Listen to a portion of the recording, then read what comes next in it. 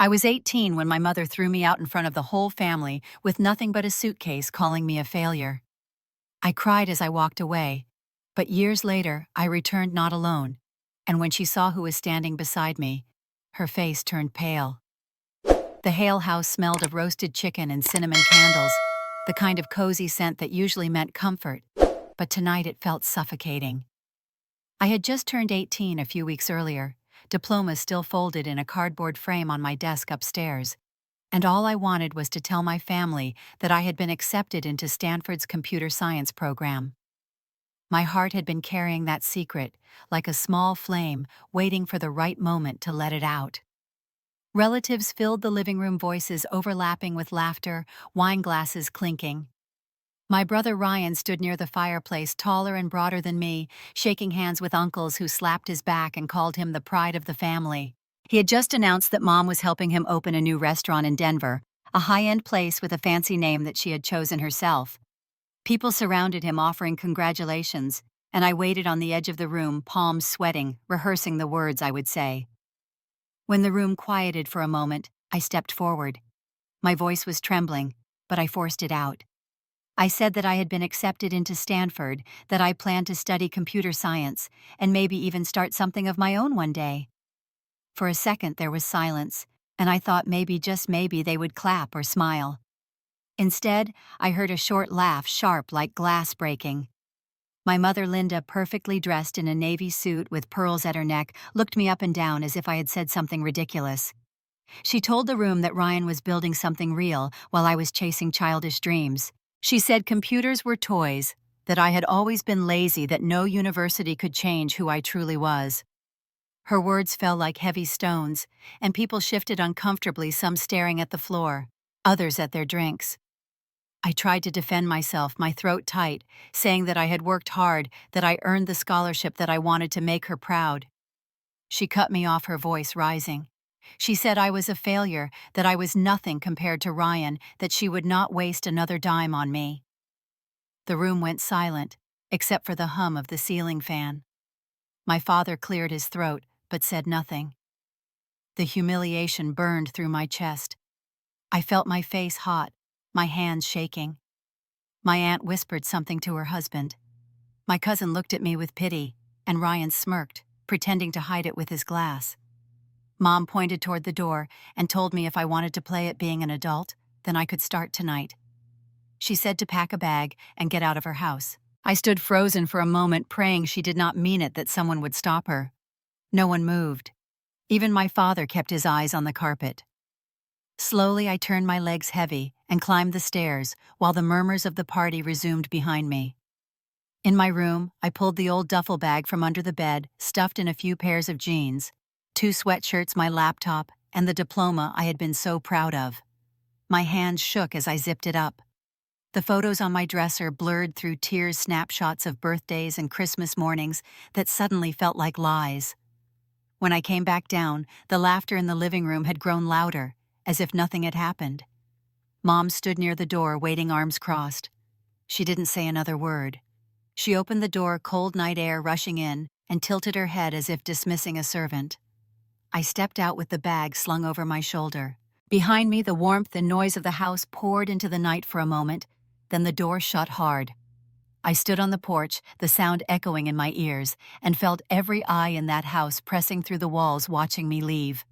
My chest tightened, my vision swam. I walked down the steps, each one heavier than the last, until I reached the sidewalk.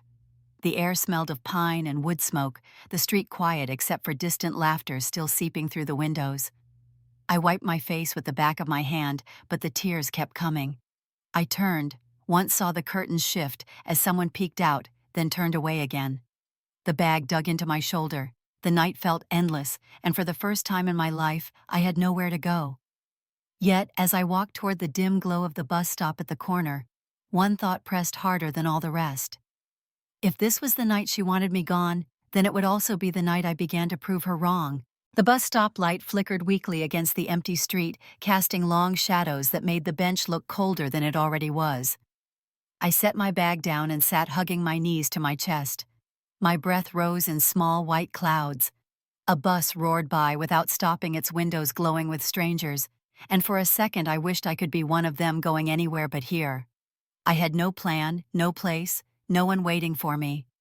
I scrolled through the contacts on my phone, thumb hovering over names that suddenly felt useless. My father would not answer. My mother had made sure of that. My cousins and aunts were probably still at the house pretending nothing had happened. The weight in my chest grew heavier until it felt like it might crush me. That was when I heard a voice, soft but certain, calling my name. I looked up, and there she was. My grandmother Rose, bundled in a faded coat hair, tucked under a knitted hat, standing against the glow of the streetlight like she had been waiting for me. For a moment I thought I was imagining her. She had not been to our house in years. My mother rarely spoke of her, and when she did it was sharp and bitter. Yet here she was, eyes kind, but full of something heavier, as if she had known this night was coming. I stumbled up from the bench, my voice cracking, as I said I had nowhere to go. She stepped closer, her hand warm on my cheek, and told me that she had a key for me, that I would not have to sleep on a bench or wander the streets. From her coat pocket, she pulled out a small brass key and pressed it into my palm, then handed me a folded envelope. I opened it and saw a savings book inside, with my name written on the front. $10,000. My knees weakened, and I nearly dropped it. She told me it was not charity. It was what she had saved for me since I was a child. She had always planned to give it when I was ready to stand on my own. The tears came fast, harder than before, because this was the first moment all night I felt someone believed in me. I dropped the bag and wrapped my arms around her, pressing my face against the rough fabric of her coat. She smelled of lavender soap and old books, a scent that pulled me back to summers I spent in her garden before Mom had forbidden it. When I pulled away, she looked at me with tired eyes and said there was something I needed to know. My mother had cut her out of our lives, not because of distance or disagreements about holidays, but because she was ashamed. Rose had grown up poor in Kansas, the daughter of a farmer who lost everything in the drought. She worked in diners and laundromats before she managed to buy the little apartment she now offered me. Linda had spent her life pretending those roots did not exist, marrying into comfort and money, building walls around herself so no one could see where she came from. Hearing it made my stomach twist. All my life I thought my grandmother had drifted away by choice. In reality, my mother had pushed her out just as she pushed me out now. A pattern as cold and sharp as the night air. We walked together down the street. She moved slowly, and I carried my bag while she explained where the apartment was in Aurora, only a bus ride away. It was small, she warned, but clean and safe. I nodded, unable to speak much because every word I wanted to say seemed too heavy for the moment. On the bus ride, the windows rattled and the heater barely worked. I pressed my forehead to the glass, watching the empty streets pass by, thinking of the warmth I had left behind in that house and the false laughter of my relatives. My grandmother sat quietly next to me, her hand occasionally resting on mine, grounding me in a way that nothing else could. When we reached the apartment building, it was nothing fancy. A brick structure with chipped paint and a flickering light above the entrance. She unlocked the door and led me up 2 flights of stairs to a small unit. Inside was a worn couch, a table with 1 chair, and a bed that looked neatly made as if it had been waiting. I set my bag down in the corner, and for the first time since the party, I let out a breath that felt real. Rose told me to rest, to gather strength that tomorrow would be a new day. I hugged her again, tighter this time, whispering thank you into her shoulder. She kissed the top of my head, then said she would check on me in the morning. When the door closed behind her, silence filled the room. I lay down on the bed, still in my jeans, staring at the cracked ceiling. The envelope with the savings book sat on the nightstand, the key heavy in my palm. Exhaustion dragged at me, but sleep would not come easy. I kept seeing Mom's face, the way she looked at me with disdain, the way everyone else had stayed quiet. But then I remembered the warmth in Rose's eyes, the strength in her voice, and the key that now lay beside me. The night stretched long, but I knew I was not completely alone.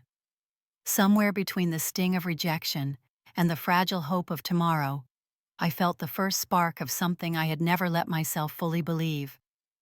That maybe I could begin again, and this time it would be on my terms. The mornings at Stanford carried a kind of electricity that made me feel like I was standing on the edge of something bigger than myself.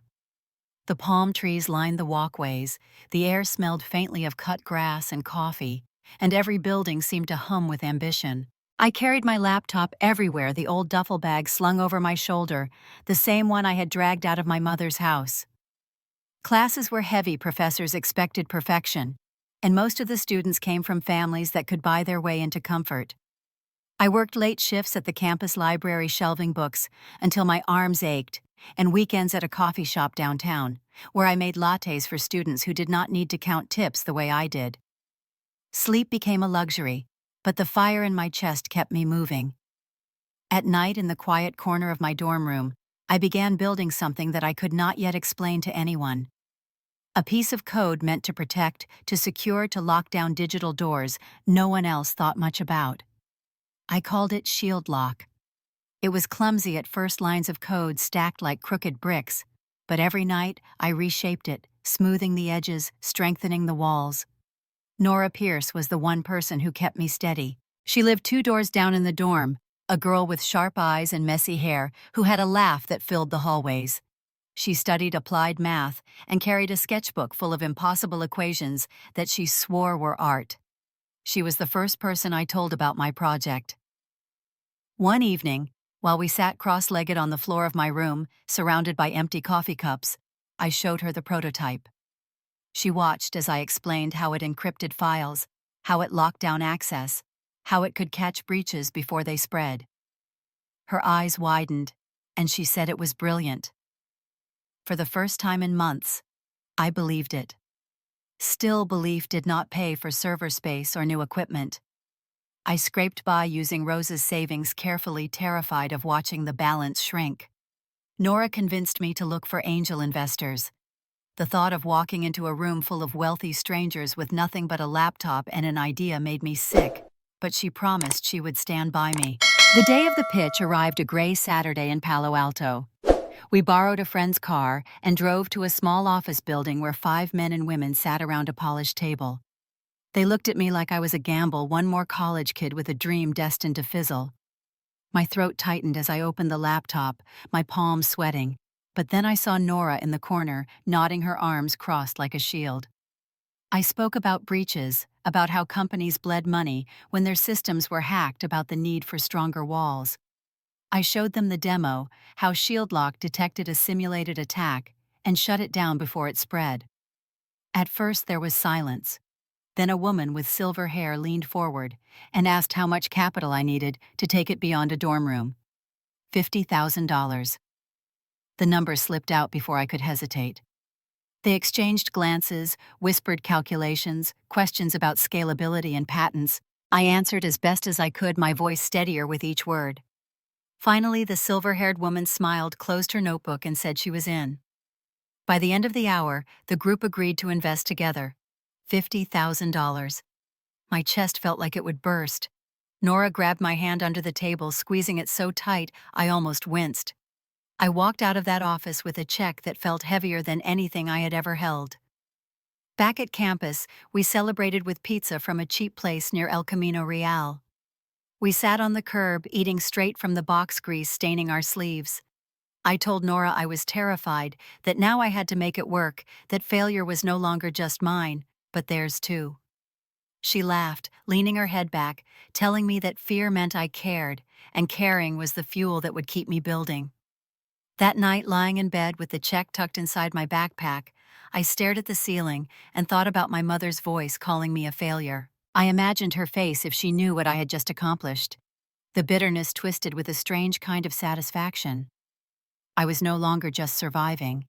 For the first time, I was moving forward. The campus outside grew quiet as the night deepened, the sound of bicycles fading the air, cooling through the cracked window.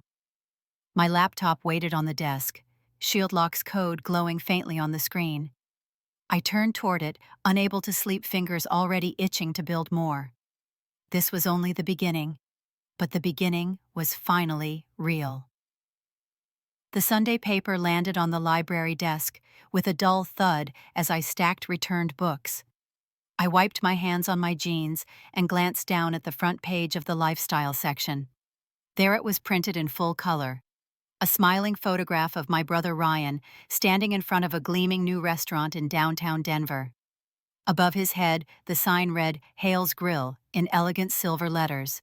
He looked polished in his tailored suit, Mom beside him in pearls, her arm looped proudly through his. My father hovered at the edge of the photo, awkward, but smiling, and behind them stood cousins and aunts I had not seen since the night I was thrown out. The article spilled praise describing Hale's Grill as the newest jewel of the city's culinary scene, backed by an investment of $200,000. The reporter called Ryan a visionary, someone destined to bring sophistication to Denver dining. The piece noted the grand opening had drawn local politicians, business leaders, and of course, his proud family. My chest tightened as I read, my throat-dry eyes stuck on the details. $200,000. Mom had poured that into Ryan's hands while she told me I was not worth a single dime. My fingers trembled as I traced the outlines of their smiles, the way her eyes shone at him in the photograph, as if he were the only child she had ever loved. Nora came around the corner balancing a stack of textbooks. She saw my face, frowned, and set the books down quickly. She asked what was wrong. I shoved the paper toward her. She scanned the headline and whistled under her breath. She tried to sound light, saying restaurants came and went all the time, that one good review did not guarantee anything. But she could not hide the sympathy in her eyes. I folded the paper hard, the edges cutting into my fingers. It was not just the restaurant. It was the picture of them all together, the family clustered like a completed puzzle with my piece missing. My chair scraped loudly against the tile as I stood, the noise earning a glare from the librarian. I stuffed the folded section into my bag, heart pounding so hard I could hear it. Walking back to my dorm, the air smelled of rain on the way. I thought of every night I had coded until my eyes burned, every shift I had worked for tips, just to keep going. Mom had dismissed it all as foolishness while opening doors for Ryan, dressing him in her pride like a suit of armor. The bitterness filled me like smoke, but underneath it burned something sharper, steadier. In my room, I spread the newspaper across the desk.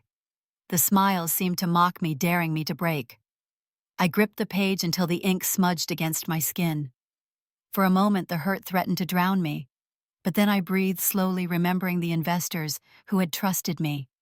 Remembering Rose's hand in mine when she gave me the key. Remembering the fire that kept me awake at night, writing code. Failure. That was the word Mom had spat at me. Looking at the photograph, I whispered the word to myself, tasting the bitterness of it, and then I shook my head. I was not the failure. I was building something real.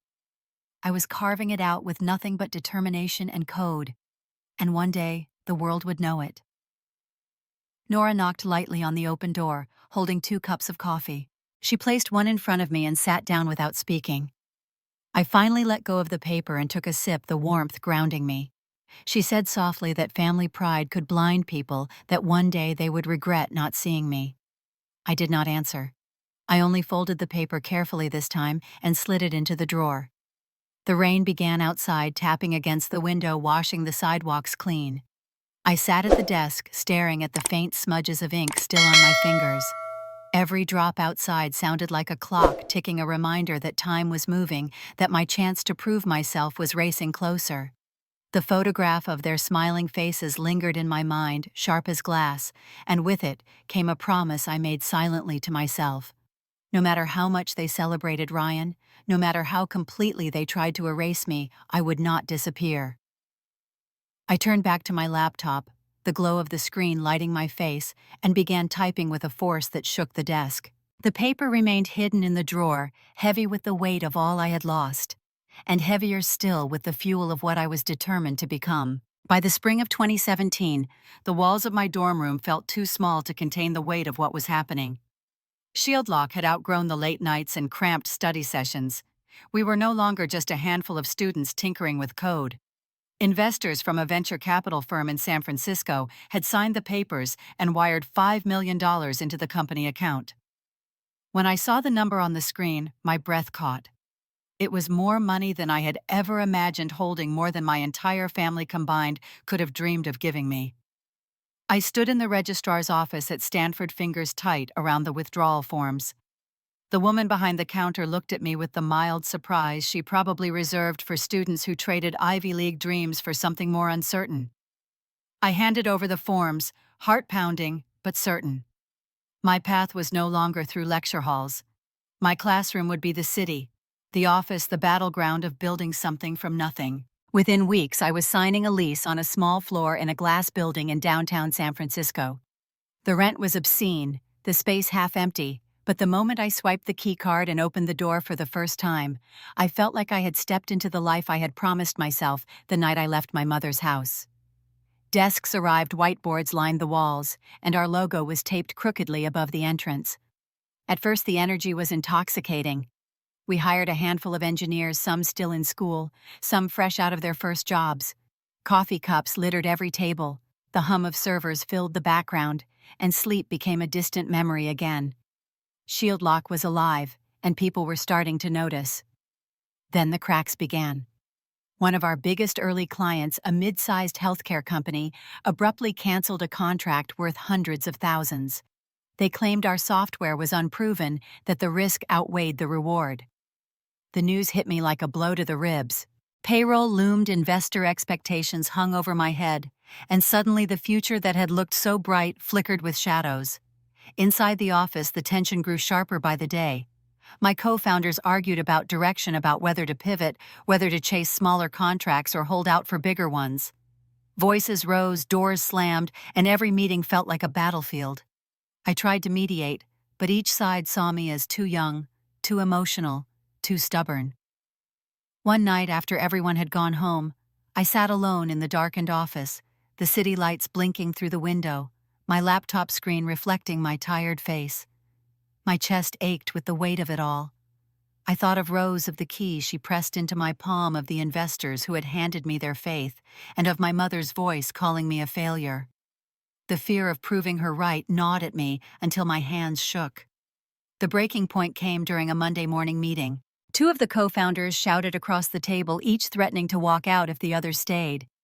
The engineers sat silent, eyes darting toward me, waiting for me to decide.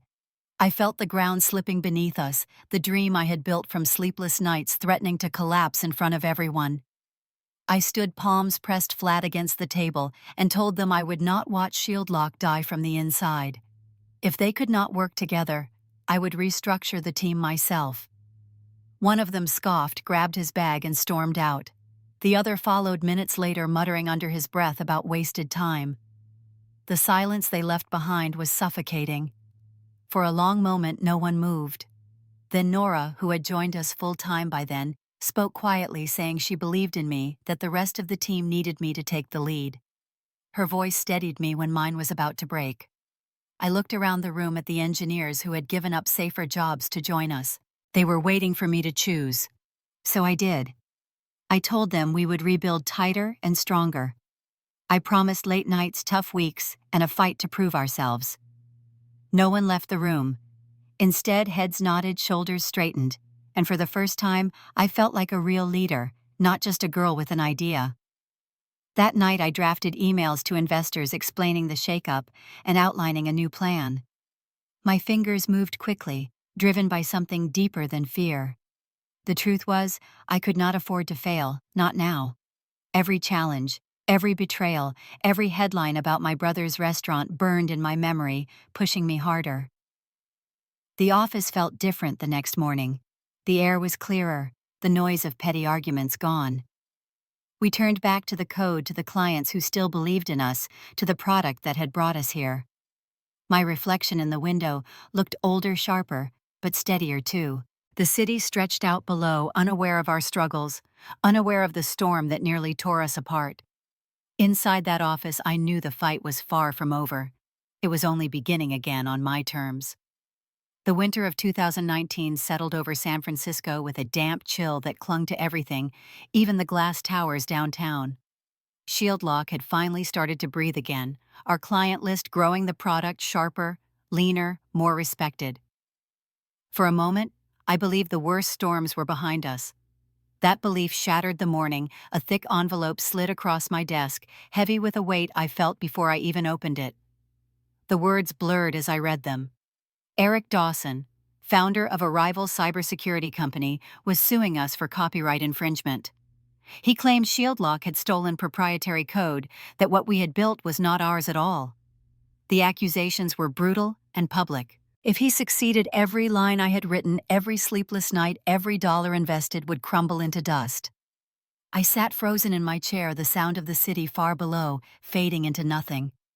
Memories of that night in 2015 came rushing back, my mother's voice, echoing failure in front of a room full of relatives, her hand pointing to the door as if I were nothing but baggage. The taste of that humiliation burned in my throat again. I could not breathe. Nora stormed into the office minutes later, waving a copy of the news article already spreading online. Her voice was sharp with anger, saying Dawson had a reputation for crushing younger companies through lawsuits, that it was his weapon of choice. I listened numb, my fingers gripping the arm of the chair so hard they hurt. The investors wanted answers within hours. Some called demanding reassurance, others whispered about pulling out. I sat in a glass conference room with the blinds drawn, staring at the papers, while the weight pressed down harder. For the first time since ShieldLock began, I felt the real possibility of losing it all. That night alone in the office, I broke. I pressed my forehead to the cold window and let the tears fall. I thought of Rose, of the key she had given me, of every word Mom had spat. To fail now would be to hand her proof that she had been right. My body shook with the thought. The following morning, Marcus Reed walked into the office.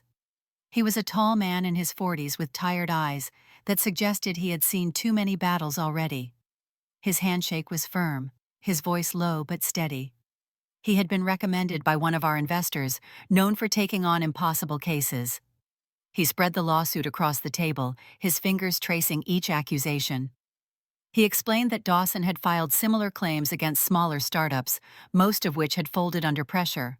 But he said he had reviewed our code and believed it was defensible, that Dawson was using intimidation as a weapon. The words were calm, but heavy with warning.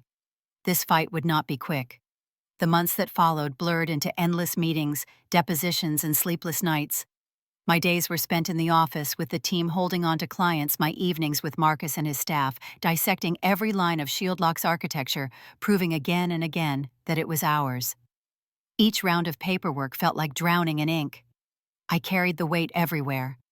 Walking the streets of San Francisco at night, neon signs glowing against wet sidewalks, I imagined them vanishing with my company.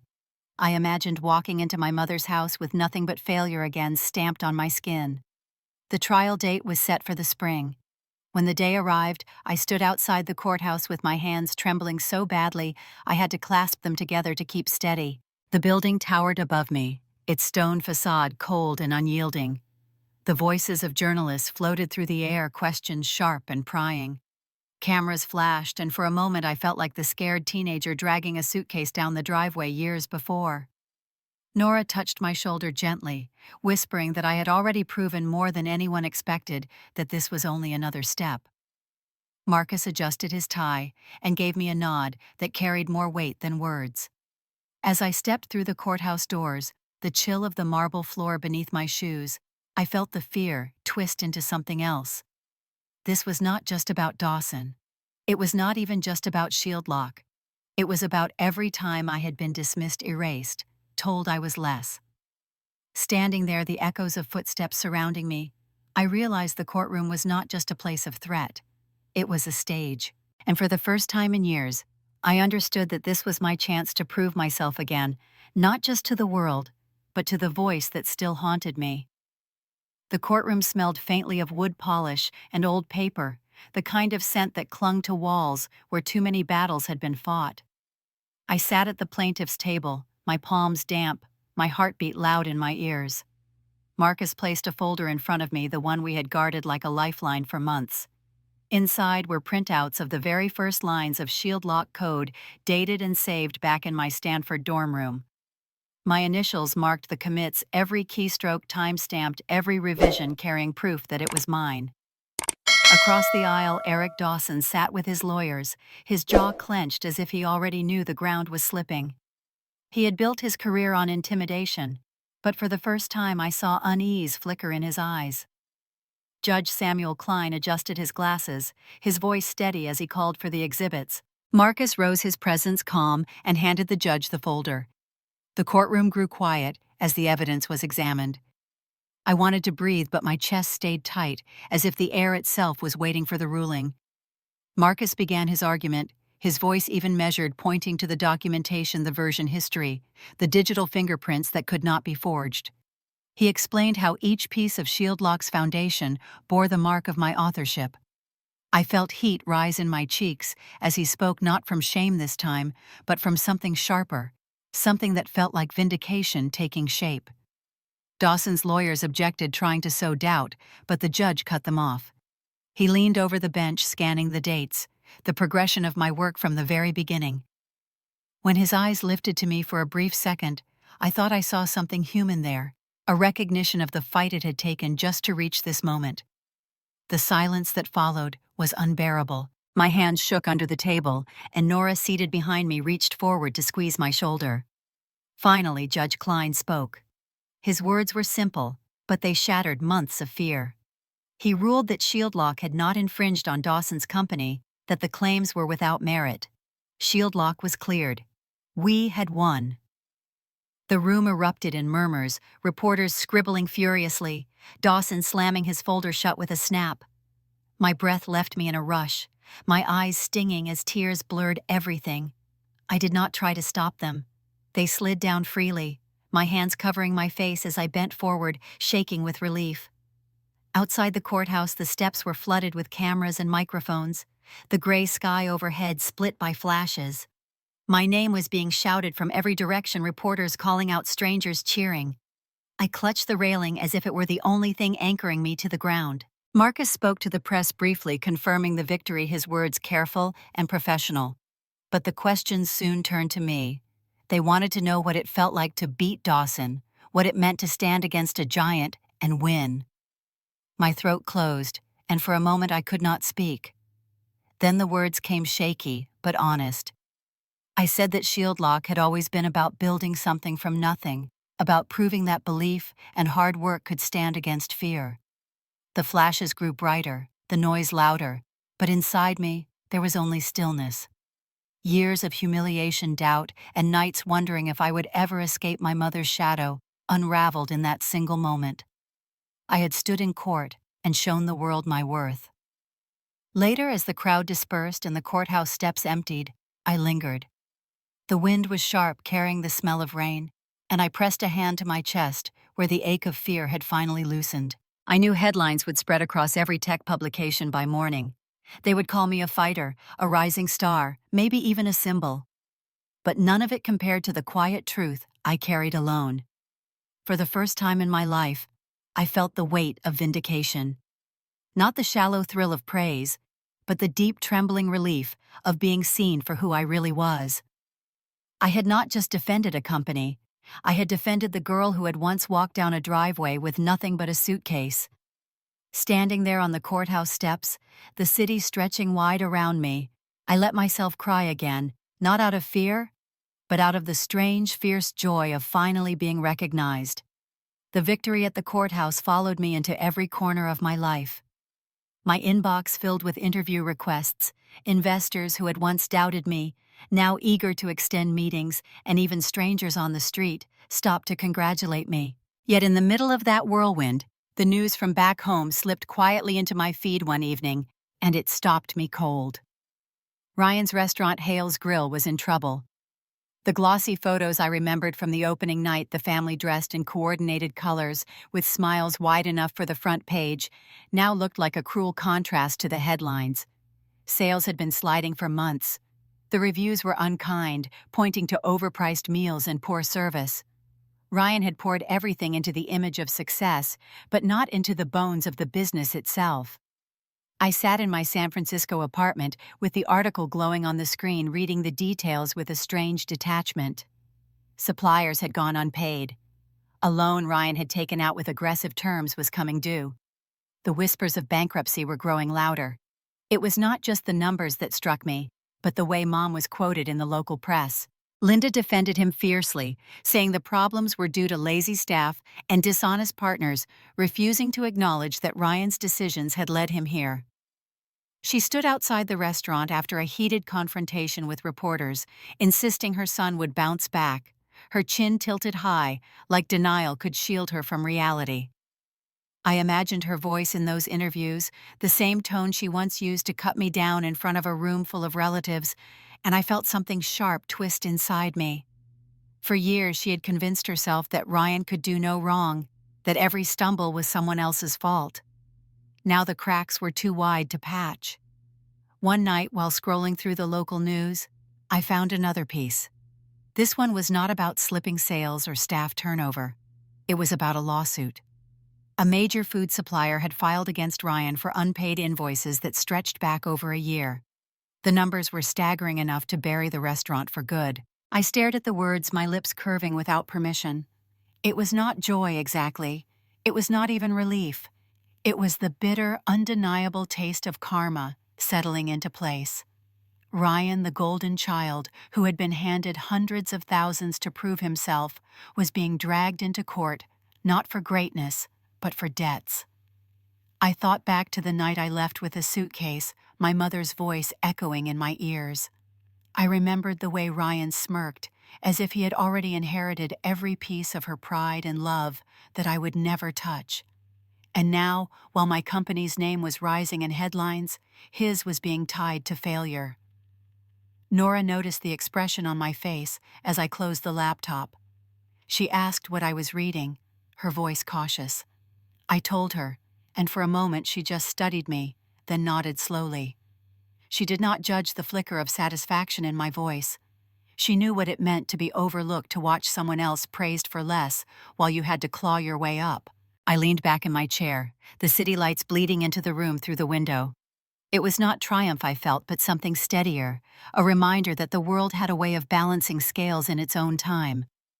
Ryan's collapse would not erase what I had endured, but it whispered something my heart had been aching to hear: that the weight of injustice does not always last forever. As I turned off the screen and let the darkness settle around me, I exhaled deeply. For the first time, the memory of their laughter at my expense did not sting as sharply. Somewhere in a small town back in Colorado, the pedestal my mother had built for her favorite son was crumbling, and I did not have to lift a finger to make it happen. The sound of waves filled the edges of my dreams long before I ever owned a home near the ocean. By 2021, those dreams had shifted into something tangible: Shield Lock. The company I had built with sleepless nights and endless doubts was acquired by a global tech giant for $180 million. Part of me expected to wake up from it, to find myself still coding in a dim apartment with nothing but a half-empty cup of coffee on the desk. Instead, I was in boardrooms signing papers that changed the trajectory of my life forever. Even after the acquisition, they kept me on as CEO, and I threw myself into guiding the company through its next phase. There were interviews, photo shoots, and investors who suddenly looked at me like I was the future they had underestimated all along. In 2023, Shield Lock went public. When the first bell rang on Wall Street and the valuation hit $2.5 billion, I felt the floor beneath me steady in a way it never had before. I was no longer just surviving. I was leading. The numbers made headlines, but what stayed with me was the quiet after each victory. I remembered the weight of my suitcase when I left home, the burn in my chest, as relatives turned away from me, the bitter taste of shame when my own mother chose humiliation over love.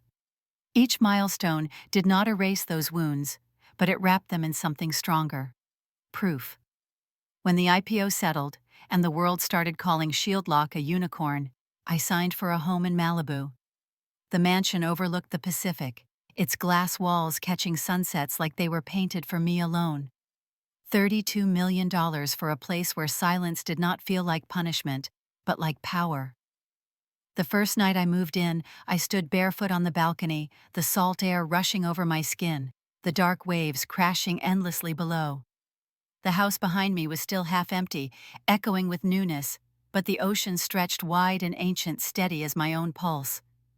I thought of Linda that night. of Ryan, of the house in Colorado, where the lights still flickered the same way they always had, where my place at the table had been erased so easily. I wondered if she had ever imagined me here, if she could picture her daughter looking out at Malibu from a balcony she would never be invited to. The memory of her voice returned sharp as glass. "You're a failure." Those words had once broken me. Now they felt like fuel, the kind that had carried me to this exact spot. I let the ocean wind whip through my hair, the city lights far in the distance shimmering like a constellation I had finally reached. For so long I had thought strength meant leaving the past behind. But as I stood there, the truth settled deeper. Strength was carrying it with me, letting it harden into something unshakable. I whispered into the night, not for anyone else to hear, but for myself. I was not that girl with the suitcase anymore. I was the woman who had built her own empire. And when the time came to face them again, I would be ready. The stage lights in Austin were warm on my skin, the air heavy with the scent of polished wood, and the buzz of hundreds of voices eager for the next speaker. I had just stepped down from a panel when a woman with striking silver hair and a presence that pulled every eye in the room approached me. She introduced herself as Victoria Langford, the founder and CEO of Langford Capital, her handshake firm and eyes bright with the kind of sharpness that told me she missed nothing. We found ourselves tucked in the corner of the conference hall, the noise fading as we talked. She asked about Shieldlock, about the battles I had fought to bring it here, but what stood out was not the questions about revenue or market share. She wanted to know what had driven me when the odds were stacked, why I had not walked away when the easier choice was to quit. Her words carried weight because she had lived it too. She told me about the years she had spent carving out her space in a world that insisted women in finance were novelties, not leaders. There was steel in her voice tempered with fire. And when she leaned closer, lowering her voice so that it felt like a secret meant only for me, she said she had been watching me for some time.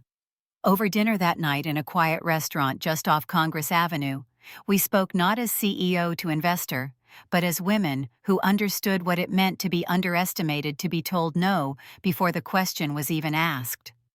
For the first time in a long while, I felt a kinship that stretched deeper than contracts and valuations. Weeks later, an invitation arrived. Victoria asked me to join her as a co-speaker at a major conference in New York, one that drew leaders from every corner of the tech and finance world.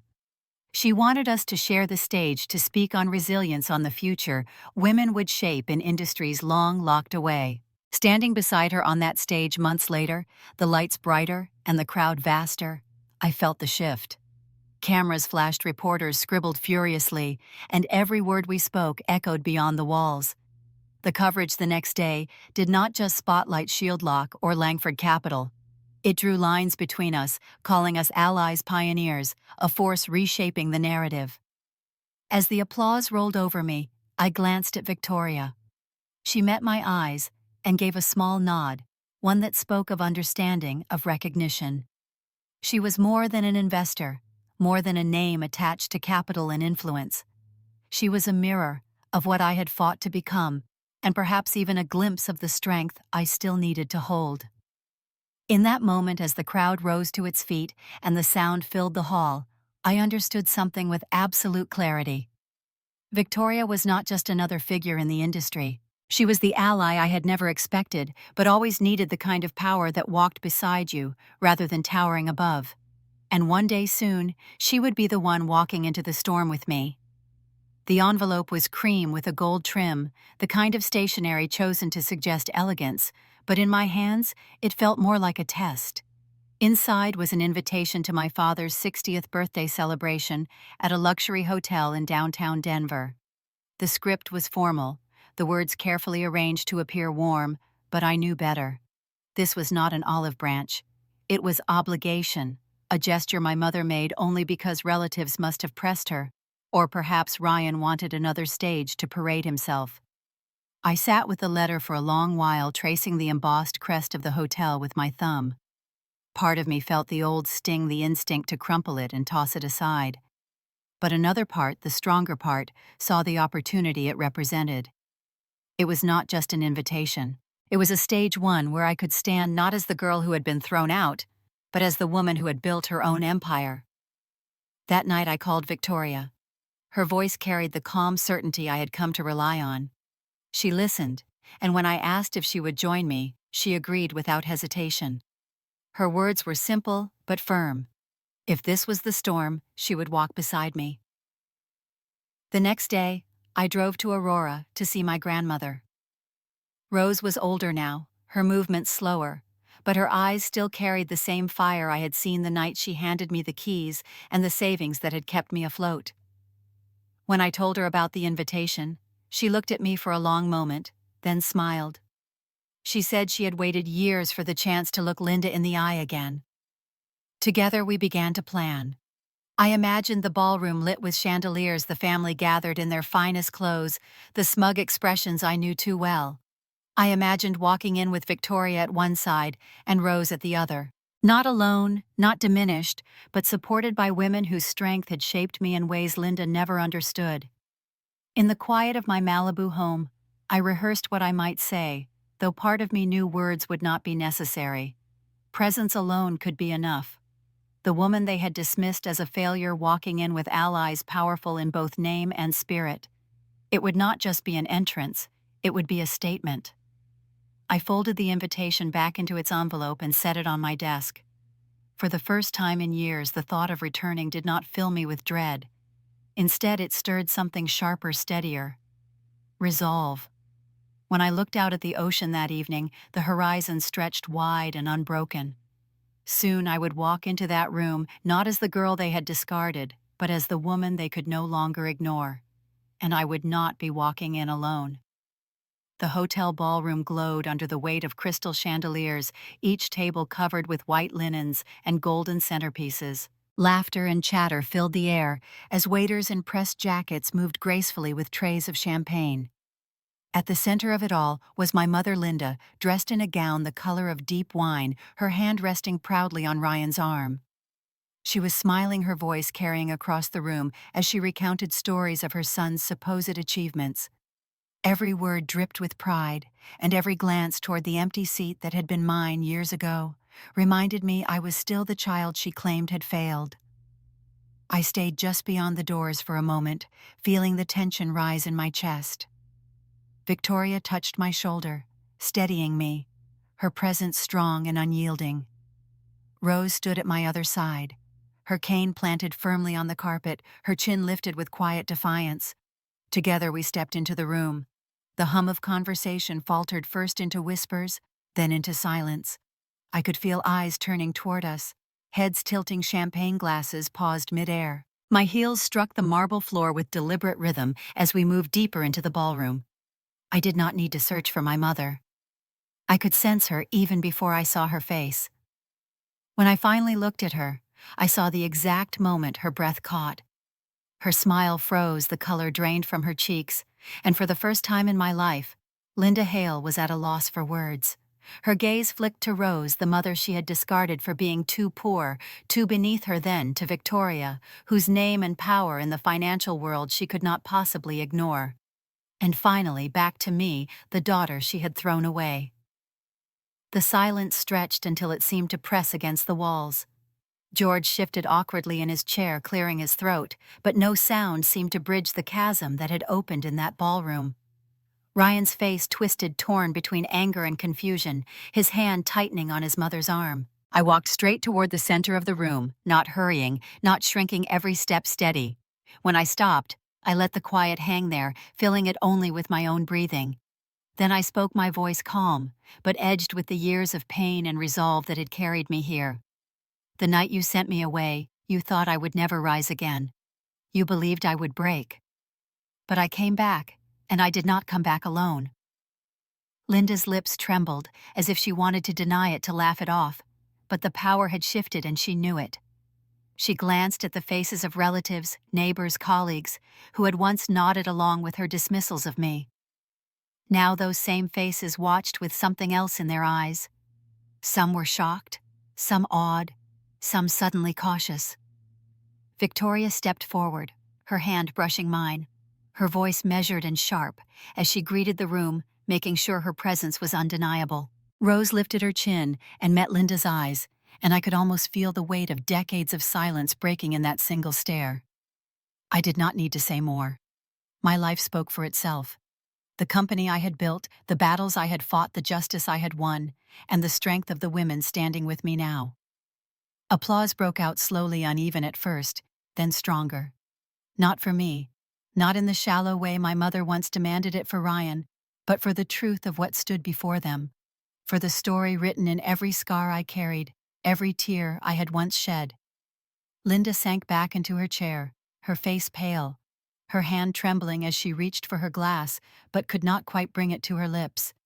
She had no words left, no mask strong enough to cover the reality staring her down. I breathed in deeply, letting the moment settle into me. I had imagined revenge for years, but standing there I realized I did not need it in the way I once thought. I did not have to crush her with anger or humiliate her with insults. The truth was enough. The truth was everything. My voice, quiet now, became the voice I carried inside me all these years, the voice that no longer shook. I did not return to strike back with hatred. I returned with proof. Proof that she was wrong about me. Proof that what she cast aside could rise higher than she ever imagined. And as I looked across the room, across the faces stunned into silence, I knew that nothing more needed to be said. If this story has touched something in you, stay with me to hear more journeys of justice, of dignity, reclaimed, of voices once silenced, rising again.